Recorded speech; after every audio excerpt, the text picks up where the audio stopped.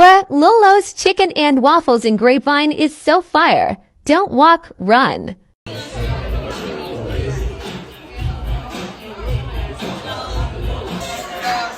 Yams are a 9 out of 10. But I told her, I'm like, he's invited you over like around the demon time hours. And then after that, you're not even staying the night. He's just kind of like wink, wink, nudge, nudge. Really? Like,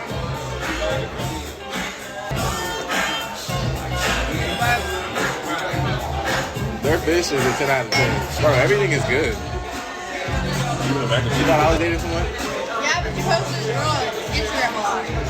Oh, that was my homegirl.